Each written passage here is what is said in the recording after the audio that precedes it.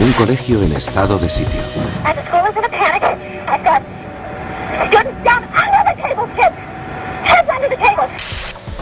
Dos estudiantes toman el Instituto Columbine al asalto.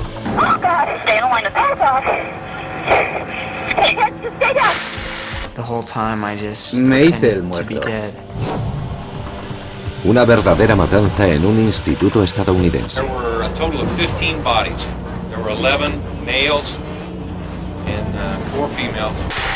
Aparte del dolor de las familias, surgen preguntas sin respuesta. ¿Qué llevó a dos adolescentes a cometer esos crímenes? ¿Se podía haber evitado? When you start putting all these pieces together to the puzzle, then you're saying, boy, there's a red flag. Preguntas y respuestas sobre la matanza de Columbine. A continuación, el informe final, la matanza de Columbine. 20 de abril de 1999, condado de Jefferson, Colorado. 11:10 de la mañana. Un día cualquiera en el Instituto Columbine. El instituto, cerca del barrio de Littleton, a las afueras de Denver, cuenta con 2000 alumnos aproximadamente. Marjorie Lindholm, de 16 años, iba a hacer un examen de ciencias. Era una mañana normal. Tenía un examen importante y estaba un poco nerviosa. Después tenía una cita con un chico. Los estudiantes se dirigían al comedor. Estas grabaciones fueron realizadas a la hora de la comida. En cuestión de minutos había 500 personas en la sala. 11:14 de la mañana. Nadie repara en dos bolsas de deporte que hay en el suelo. 11:19 de la mañana. En la entrada oeste del instituto, Richard Castaldo, de 17 años, está comiendo con Rachel Scott, de 17 años. Una bomba de tubo cae cerca de donde están sentados. No me di cuenta de que era una bomba. Al principio pensé que sería un petardo, pero no estalló. Así que no presté mucha atención. En ese momento, a 20 metros de donde está, Castaldo ve aparecer a dos chicos vestidos con gabardinas negras bajo las que llevaban armas. Uno lleva un rifle y una escopeta recortada. El otro, una escopeta recortada y una pistola semiautomática.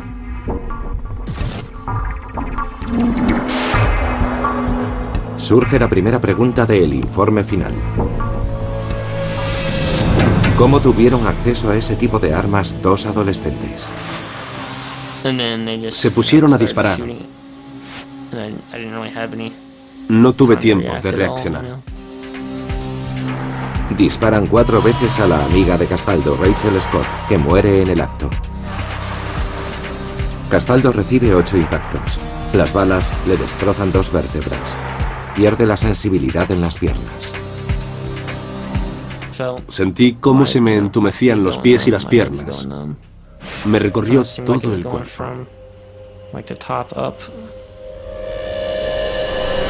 ¿Quiénes eran los asaltantes? Castaldo yace inmóvil. 3 alumnos salen de la cafetería. Uno de los pistoleros apunta y dispara. Alcanza a los 3. Ambos disparan entonces a otros 2 estudiantes que corren para ponerse a salvo. ¿Cómo aprendieron a disparar con tanta precisión? Dentro de las aulas, los alumnos empiezan a darse cuenta de que algo está pasando. Estábamos haciendo el examen y oímos ruidos, como si alguien tirara piedras contra una ventana. Y de repente la gente se puso a gritar. Una secretaria avisa al director, Frank DeAngelis. Mi secretaria entró en el despacho y me dijo que habían oído disparos. Salí corriendo al vestíbulo. 11:23 de la mañana. Una estudiante llama al teléfono de emergencias.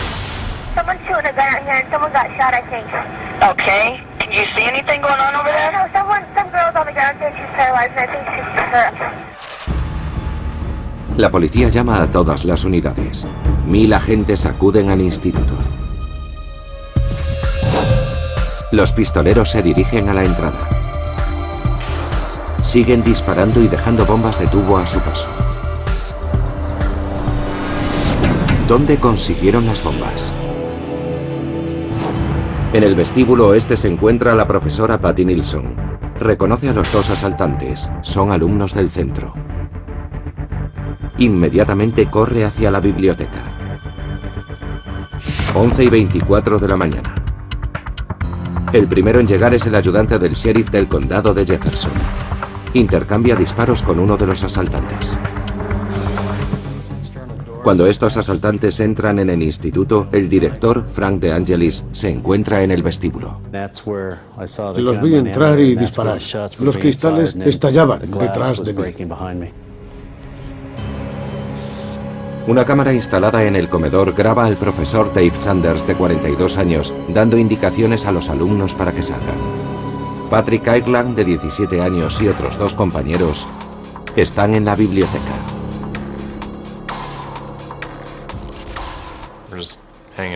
Estábamos en la biblioteca y de repente entró una profesora diciendo que había dos chicos armados en el vestíbulo.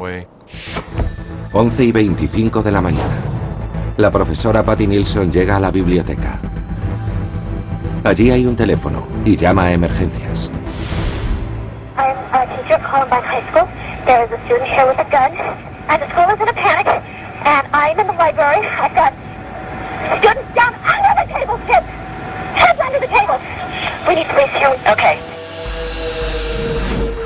Los pistoleros han llegado al vestíbulo principal.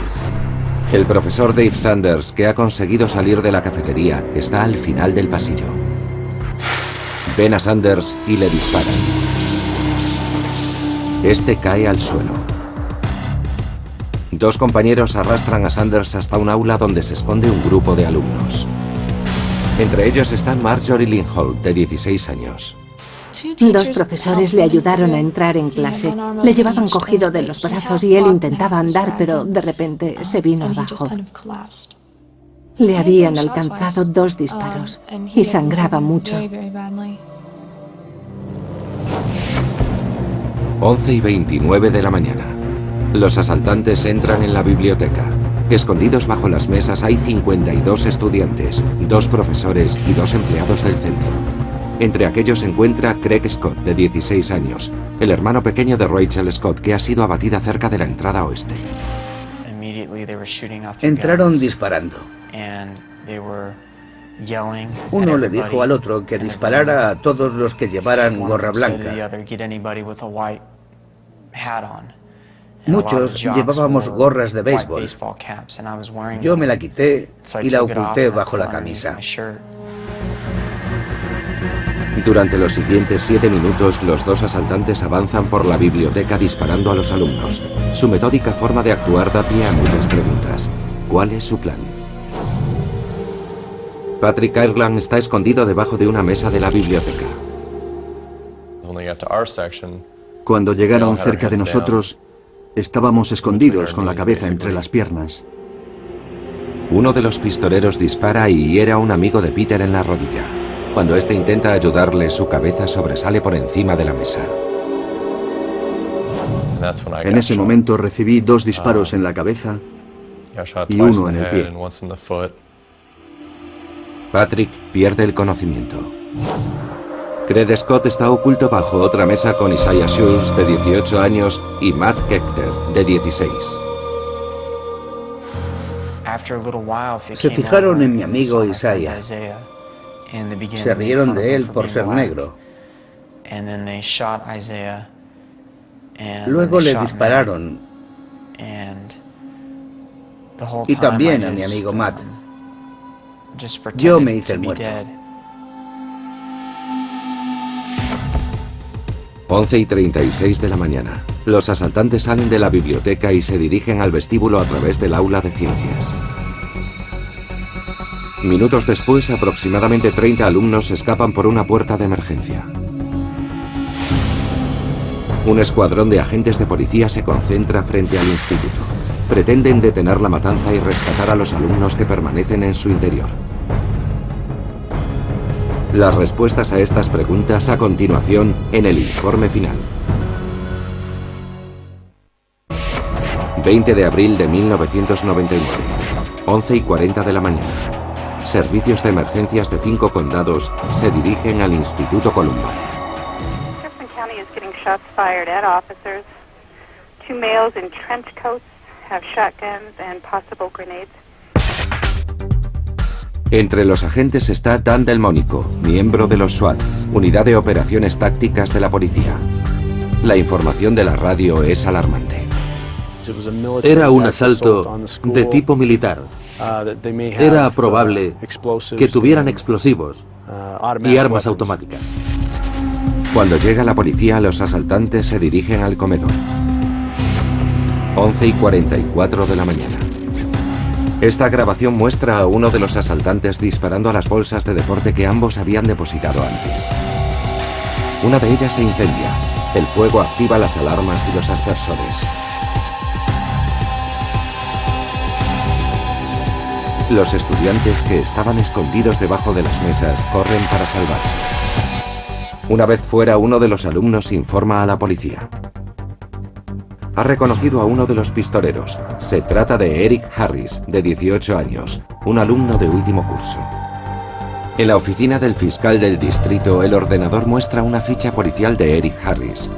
En ella se menciona a Dylan Klebold, de 17 años, también alumno de último curso de Columbine.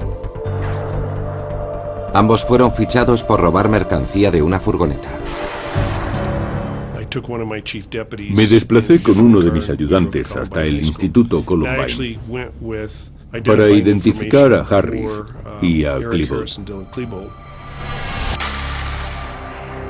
Los alumnos que han conseguido escapar confirman que Dylan es el segundo asaltante. 12:02 del mediodía. Fuera del instituto, la policía oye disparos provenientes de la biblioteca. En la parte este del edificio, la unidad SWAT planea entrar en el instituto desde varios puntos y dirigirse hacia el lugar de los disparos. En una situación de fuego activo, nos dirigimos hacia el ruido, localizamos al individuo y lo neutralizamos empleando cualquier medio. 12:06 del mediodía. Un equipo de los SWAT entra por el lado este del edificio. Otro equipo se abre paso por la parte oeste. Se protegen tras un camión de bomberos. 12:34 del mediodía. Cerca de la entrada oeste, la policía rescata a Richard Castaldo. Lleva tendido sobre la hierba más de una hora, tras haber recibido 8 impactos de bala. Me llevaron a un camión de bomberos. Estaba bien, dentro de lo posible. Nunca pensé que fuera a sobrevivir. 1:09 de la tarde. Un equipo de los SWAT entra en el instituto a través de una ventana del piso bajo. El agua casi nos llegaba a las rodillas y las alarmas no habían dejado de sonar. Había mucho ruido, apenas podíamos comunicarnos con nuestros oficiales. La policía encuentra a 30 alumnos escondidos en la cocina del instituto. Son evacuados por la misma ventana por la que entraron los agentes. Se les ordena que mantengan las manos en la nuca. Los registran antes de salir. Nos habían informado de que los sospechosos se cambiaban de ropa para mezclarse entre los estudiantes. Por eso los chicos salían con las manos en la nuca, porque no sabíamos quién era quién. 1:45 de la tarde. En el aula de ciencias, el profesor Dave Sanders se debate entre la vida y la muerte. Los estudiantes ponen un cartel en la ventana. Marjorie Lindholm no entiende que no hayan acudido a socorrerles aún. Han pasado 2 horas. No entendía que tardaran tanto, porque cada vez que llamábamos a emergencias, la operadora nos decía que ya estaban ahí. ¿Por qué tardó tanto en llegar la policía? Avanzando por el edificio, los SWAT se van encontrando con cientos de alumnos y profesores escondidos en las aulas. A cada paso nos encontrábamos con un aula cerrada llena de alumnos. Íbamos derribando puerta tras puerta. Cuando llegábamos a las aulas, nos costaba convencerles de que éramos de la policía. Los estudiantes son escoltados hasta una escuela cercana, donde se reúnen con sus padres. Allí hacen las primeras declaraciones acerca de los terribles momentos que acaban de vivir. Everyone around me got shot and I begged him for 10 minutes not to shoot me. And he just put the gun in my face and started laughing, saying that it was all because people were mean to him last year. ¿Tenían algún objetivo específico? 2:38 de la tarde. En la biblioteca, Patrick Ireland recupera la consciencia después de haber sido herido 3 horas antes. No sabía si seguían en la biblioteca, ni si vendrían más. Solo quería salir de allí. Patrick intenta ponerse en pie, pero no puede. La parte derecha de mi cuerpo estaba completamente paralizada. Conseguí darme la vuelta e impulsarme con la pierna sana, la izquierda. Me deslicé por el suelo hasta alcanzar la ventana. Un equipo de los SWAT ve a Patrick y acude en su ayuda. Sigue sangrando abundantemente. Se lanza desde la ventana de la biblioteca que está en el segundo piso y es salvado por la policía. 2:42 de la tarde. Después de asegurar todo el edificio, la policía llega por fin al aula donde se ocultan varios alumnos y el profesor Dave Sanders, al que han disparado 3 horas antes. El agente de los SWAT, Dan Delmonico, explica que llegar hasta allí no resultó fácil. No teníamos planos, no conocíamos el lugar, no contábamos con la ayuda de nadie que pudiera guiarnos hasta el aula de ciencias. Mientras el agente espera a los paramédicos para escoltarlos por el interior del edificio, Sanders muere desangrado. 3:22 de la tarde. Casi una hora después, la policía llega a la biblioteca. Allí les espera una escena aterradora. El agente Tom McKibben es de los primeros en llegar. He visto muchas escenas del crimen espantosas, pero nada como aquello. Cadáveres por el suelo, unos encima de otros. La policía encuentra los cuerpos de Eric Harris y Dylan Klebold.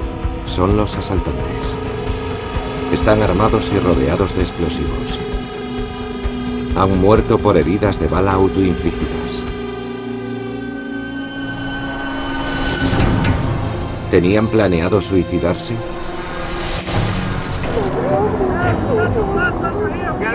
Las respuestas a todas esas preguntas a continuación en el informe final.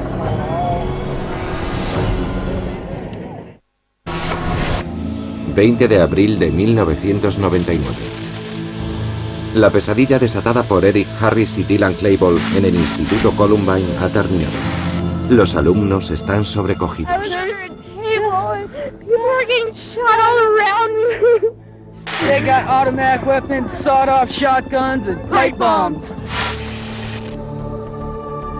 Entre los muertos hay 12 estudiantes, 8 varones y 4 mujeres. Un profesor y los 2 asaltantes. La policía encuentra bombas de tubo y casquillos de bala por todas partes. Es el más grave incidente producido en un centro educativo estadounidense. La crueldad de la matanza incita a que la policía se pregunte: ¿notaron los profesores algún indicio preocupante? Esa noche en las casas de Eric y Dylan, la policía descubre munición, tubos de metal, detonadores y frases violentas en sus respectivos diarios. La policía incauta también una serie de grabaciones caseras hechas por Eric y Dylan en los meses previos a la matanza. No. Joe, hey, what's going on, dude? This is Dylan. Los investigadores interrogan a los padres y consideran si se les debe responsabilizar en parte de las acciones de sus hijos. ¿Qué sabían los padres? Durante los días siguientes a la matanza se suceden los actos de duelo. En el seno de la comunidad surge la pregunta: ¿por qué Eric y Dylan cometieron aquella atrocidad? La policía analiza los objetos incautados en las respectivas casas de Eric y Dylan. Quedan muchas preguntas por responder. La más importante de todas ellas: ¿quiénes eran los asaltantes? Eric Harris y Dylan Klebold parecían dos adolescentes normales. El periodista Dave Cullen investigó la matanza para el periódico digital Slate.com. Está convencido de que Eric y Dylan no eran unos inadaptados. No estaban marginados. Tenían un grupo de amigos considerable, salían los fines de semana. Dylan fue al baile de graduación, Eric tenía citas a menudo. Eric y Dylan trabajaban en una pizzería y les gustaban los videojuegos. El director del Instituto Columbine, Frank DeAngelis, cuenta que a Eric y a Dylan les iba bien en los estudios.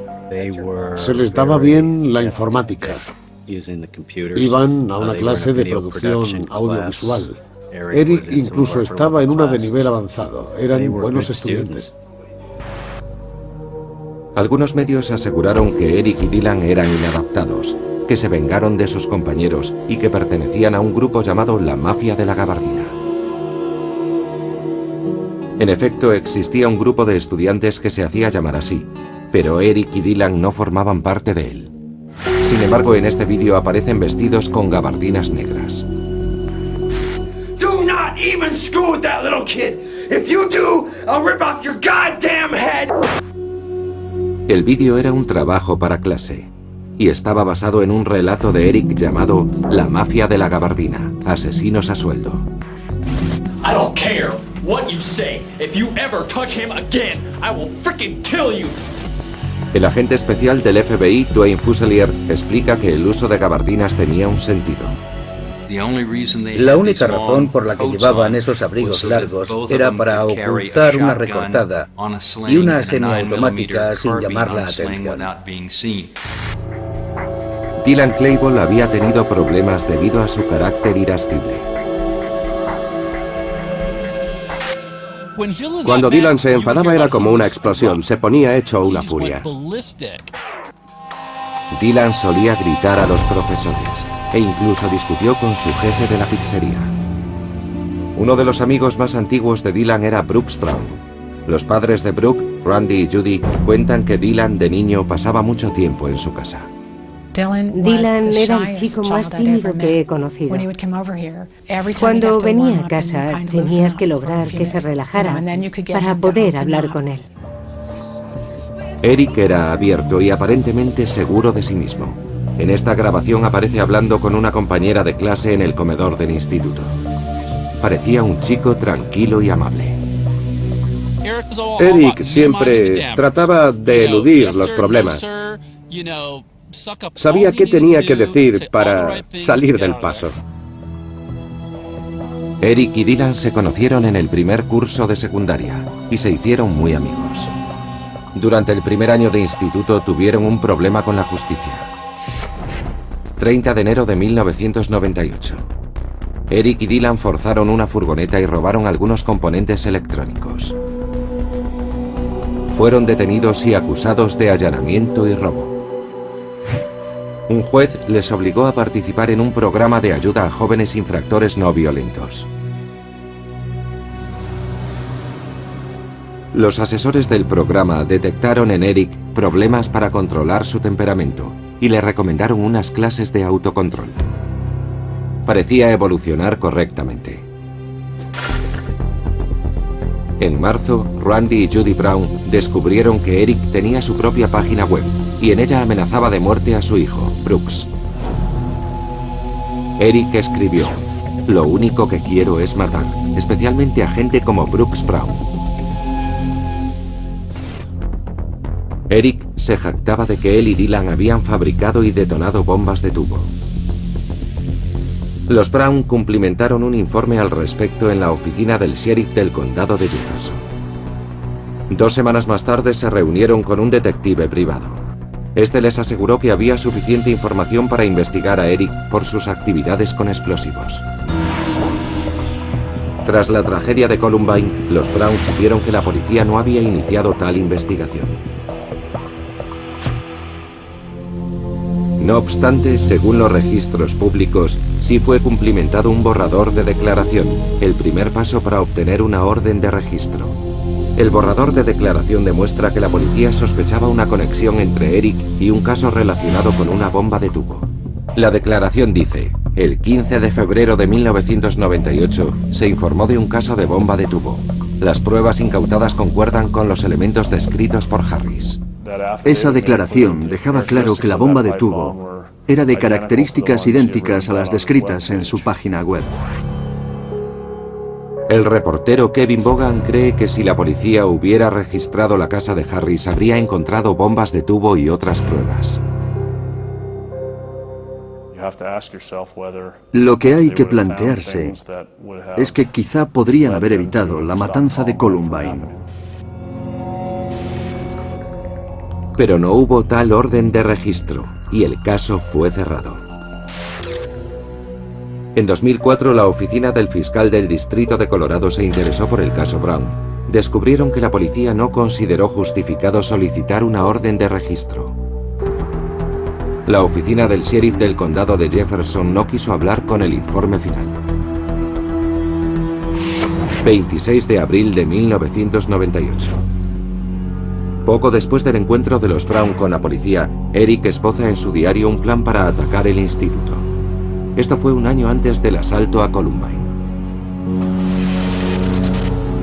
Durante los 12 meses siguientes, Eric y Dylan se dedican a reunir material. ¿Cuál era su plan? Volar la cafetería y disparar a la gente en su ida. Lo primero a tener en cuenta es que la matanza de Columbine fue planeada como un atentado con bomba. Eric escribió: iremos vestidos de negro, con gabardinas y pantalones militares. Será como los disturbios de Los Ángeles, el atentado de Oklahoma, la Segunda Guerra Mundial, Vietnam, todo junto. Querían causar el mayor daño posible. Eran megalómanos. Estaban dispuestos a hacerse notar como fuera. El día del ataque colocarían bombas en el comedor. Esperarían en un coche a que detonaran y empezarían a disparar a los estudiantes y profesores cuando huyeran de las llamas. ¿Tenían planeado suicidarse? Según sus diarios, sí.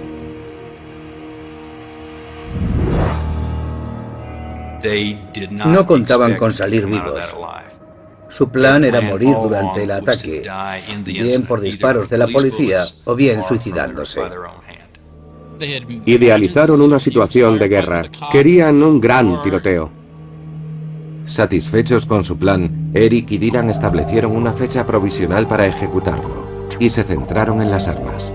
En su diario, Eric escribió: será difícil conseguir el material, los explosivos, las armas, la munición y luego ocultarlo todo.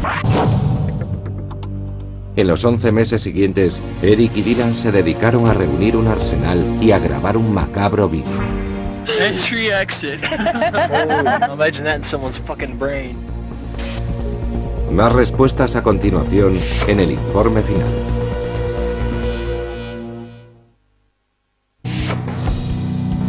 Otoño de 1998. Instituto Columbine.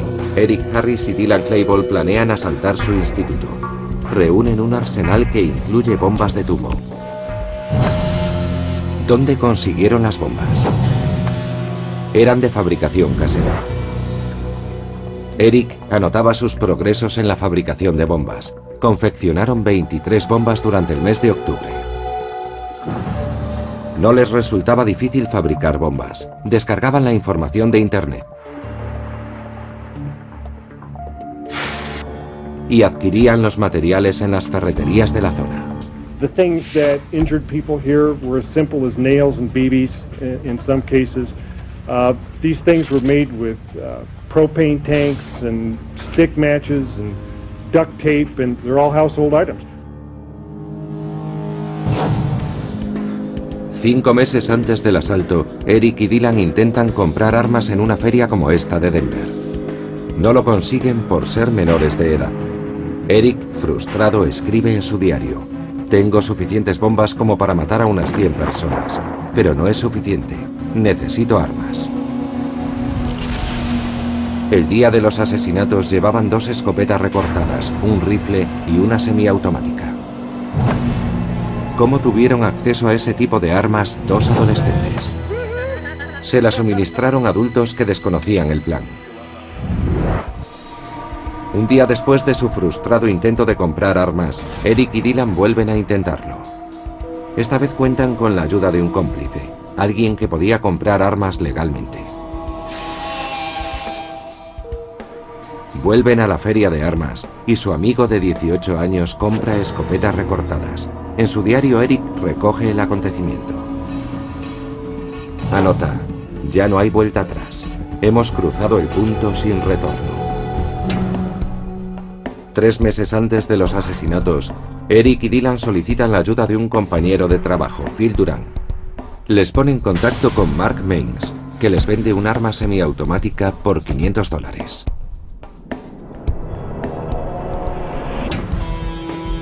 Duran y Mains fueron encarcelados por vender armas a menores. Al conseguir las armas, Eric y Dylan han logrado salvar su mayor obstáculo. A partir de ese momento procuran pasar desapercibidos y llevan una vida normal.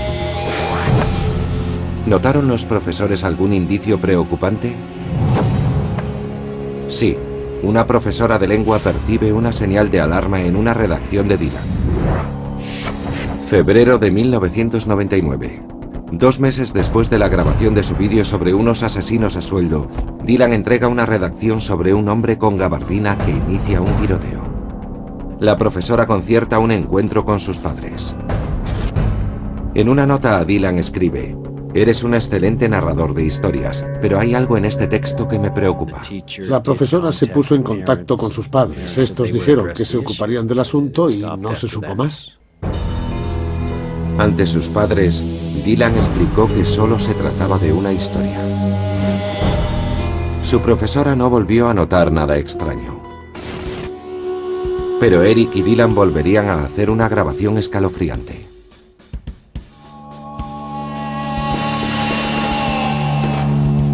Este vídeo hallado en casa de Eric, horas después de los asesinatos, ayuda a responder a la pregunta: ¿cómo aprendieron a disparar con tanta precisión? Practicaban en un campo de tiro. Marzo de 1999. Un mes antes del asalto, Eric y Dylan acudieron a un campo de tiro improvisado a las afueras de Denver. En la grabación se ve cómo afinan su puntería y cómo les fascina provocar la destrucción.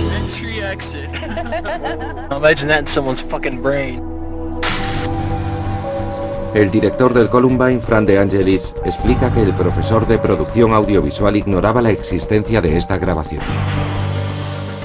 En la siguiente semana siguen fabricando bombas y ultiman su plan. Después de 12 meses de preparación, lanzan su ataque contra el Instituto Columbine. 20 de abril de 1999. En su asalto de 49 minutos, Eric y Dylan matan a 12 estudiantes y un profesor y hieren a 24 personas. Se dijo que los asesinos habían redactado una lista negra de alumnos. ¿Tenían algún objetivo específico? No. Cualquiera era objetivo potencial. Eric y Dylan esperaban que sus bombas hicieran parte del trabajo, pero no estallaron y empezaron a disparar indiscriminadamente. Todos eran objetivos potenciales, puesto que estaban en el instituto. Una de las personas que se convirtió en objetivo fue el profesor Dave Sanders, que murió antes de ser evacuado. ¿Por qué tardó tanto en llegar la policía? Los SWAT debían asegurar las aulas de una en una. Cuando los SWAT entraron en el edificio, avanzaron hacia el lugar de donde procedían los disparos. Cuando estos cesaron, empezaron a registrar todas las aulas. Cuando cesan los disparos, cambia la dinámica. Nos enfrentábamos a una posible toma de rehenes. No podíamos salir corriendo en dirección a la biblioteca. La policía tuvo problemas para avanzar dentro del edificio. El instituto no tenía una estructura típica, en la que las aulas se reparten a ambos lados de un vestíbulo. Cada sala era un espacio que se abría a otros. Tras la tragedia, surgió la duda de si los padres podían haber sospechado algo antes de que ocurriera.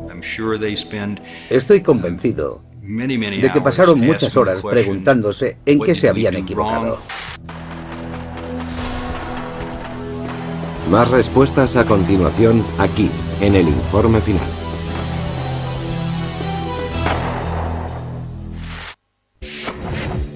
...20 de abril de 1999, Instituto Columbine. En su asalto de 49 minutos, Eric y Dylan matan a una docena de estudiantes, causan la muerte a un profesor y hieren a 24 personas antes de suicidarse.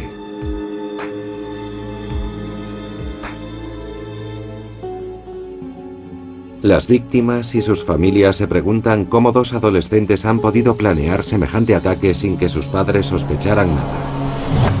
¿Qué sabían los padres? Los padres de Eric eran conscientes de que su hijo era problemático. El caso de Dylan está menos claro. Los padres de Eric y Dylan han rechazado someterse a cualquier tipo de entrevista.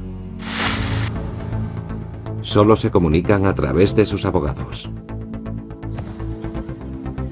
Pero a raíz de sus declaraciones y de las pistas encontradas, se deduce que el padre de Eric sí había detectado un comportamiento extraño en su hijo. 2 años antes del asalto, el padre de Eric, Wayne Harris, comenzó a hacer un seguimiento exhaustivo de su hijo en un diario. Escribía: Eric se niega a mantener hábitos de sueño y de estudios. Una anotación de 1998 en el diario de Eric parece indicar que su padre había abordado el tema de las bombas de tubo. El adolescente escribió: he mentido descaradamente. Le he dicho que no estaba fabricando bombas, que jamás haría algo así. Su habilidad para mentir y ocultar información le permitió llevar todo el asunto en secreto. Tras ser detenido por forzar una furgoneta, Eric fue puesto en libertad condicional bajo tratamiento psiquiátrico. Su doctor le recetó antidepresivos como tratamiento de un desorden obsesivo-compulsivo. Bajo la supervisión de sus padres, Eric tomaba la medicación regularmente, pero sus mentiras no cesaron. En mayo de 1998, escribió una carta de disculpa al dueño de la furgoneta. Me escribió diciendo que no sentía que le hubieran detenido, sino haber hecho lo que hizo, y que entendía la diferencia. Sin embargo, al mismo tiempo, escribiría en su diario que no comprendía por qué no tenía derecho a forzar la furgoneta de cualquier desgraciado que la deja en medio de ninguna parte. En febrero de 1999, Eric completó su programa de rehabilitación. El encargado del programa redactó un informe muy positivo, según el cual era un chico brillante con un futuro prometedor. 1 mes y medio después, se produjo la masacre. En cuanto a los padres de Dylan, se desconoce si estaban al tanto de las acciones de su hijo. Tras el tiroteo, Tom y Susan Claiborne le dijeron a la policía que no habían observado ningún cambio en la conducta de su hijo, salvo que le notaban un poco triste. En el informe final, trataremos de responder a las preguntas más controvertidas. ¿Por qué Eric y Dylan llevaron a cabo la matanza? Escribieron mucho acerca del cómo, pero casi nada sobre el por qué. Sus palabras nos dan ciertas pistas. Parece que la venganza por su detención en enero de 1998 tuvo algo que ver. Cuando Eric ingresó en el programa de rehabilitación, escribió que el arresto le había traumatizado. En abril de 1998 ingresaron en el programa. Y fue también en abril del 98 cuando Eric empezó a escribir en su diario. No creo que se trate de una coincidencia. Recuerdo que su primera anotación era "Odio el mundo". Y acto seguido comenzó a planearlo todo. Ese mes, en una nota a Eric, Dylan menciona la detención. Dylan escribe: "Nosotros, los dioses, nos deleitaremos matando a enemigos y a policías, haciéndoles volar por los aires. Mi cólera por lo de enero será de proporciones bíblicas". El psicólogo e investigador jefe del FBI, Dwayne Fuselier, analizó los escritos y las grabaciones de Eric y Dylan. Eric y Dylan se creían mejores que nadie. Según sus propias palabras, se consideraban mejores que toda la raza humana. En su página web, Eric describía su fascinación por la teoría de la selección natural de Charles Darwin. Escribió: "Selección natural es lo mejor que le ha pasado a la Tierra. Hay que deshacerse de los organismos débiles y estúpidos". Eric Harris habla en su diario de cómo le gustaría meter a todo el mundo en un videojuego para que el que pueda defenderse se salve y el que no sea eliminado. El día de la matanza, Eric llevaba una camiseta blanca con las palabras "Selección natural" impresas. En la de Dylan ponía "Ira". A pesar de que sus informes médicos no hayan sido publicados, existen pruebas de que sufrían serios trastornos psicológicos. Dylan presumía constantemente de su supuesta superioridad, pero en su diario no paraba de autocompadecerse. En algunos de sus escritos se muestra eufórico, porque asegura haber encontrado a la chica de sus sueños.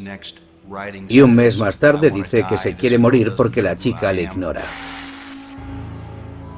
Bajo su apariencia dulce, Eric es en realidad un adolescente enfadado con el mundo. Eric albergaba una ira tremenda y una falta total de conciencia. No le importaba hacer daño a sus semejantes. De hecho, quería hacer el mayor daño posible a la gente que le rodeaba. En el informe final hemos demostrado que en el año previo a la matanza se pudo haber frustrado el plan de atacar Columbine.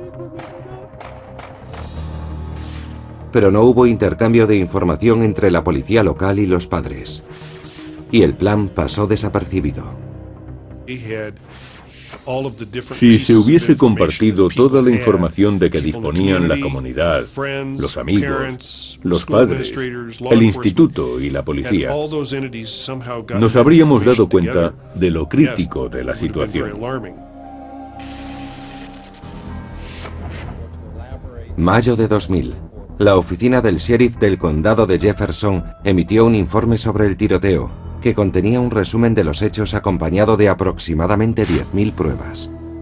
El informe concluía que Eric y Dylan habían actuado sin ayuda externa. Algunos documentos siguen sin estar a disposición del público. Entre el material incautado hay unas cintas de vídeo conocidas como cintas del sótano, en las que Eric y Dylan explican los motivos de la matanza. Las autoridades deciden no revelar el contenido de las cintas y los documentos, alegando que pueden dar lugar a que surjan imitadores. En agosto de 2003, los padres de Dylan y Eric iniciaron una batalla legal contra los familiares de las víctimas. Hoy, ambas familias siguen viviendo en el condado de Jefferson. Los asesinatos de Columbine tuvieron repercusión a escala nacional. Desde la tragedia, el gobierno ha destinado más de $3.000 millones a mejorar la seguridad en los colegios. Los centros educativos de todo el país han adoptado la política de tolerancia cero respecto a las armas y la violencia. Además, han mejorado las tácticas de respuesta a crisis. Sin embargo, la violencia en las aulas sigue siendo un problema. Entre 1999 y 2006, unos 100 estudiantes han muerto en tiroteos sucedidos en escuelas de Estados Unidos. Solo en 2006 han tenido lugar 7 tiroteos en los que han muerto 10 estudiantes. Algunos supervivientes de Columbine se recuperaron de manera milagrosa. Patrick Ireland, que fue alcanzado 2 veces en la cabeza, pasó 7 meses en rehabilitación. Finalmente se recuperó y se graduó como mejor estudiante de la promoción de 2000. Me centré en mejorar, en recuperarme pronto y volver a ser el mismo de antes. Y al final lo conseguí.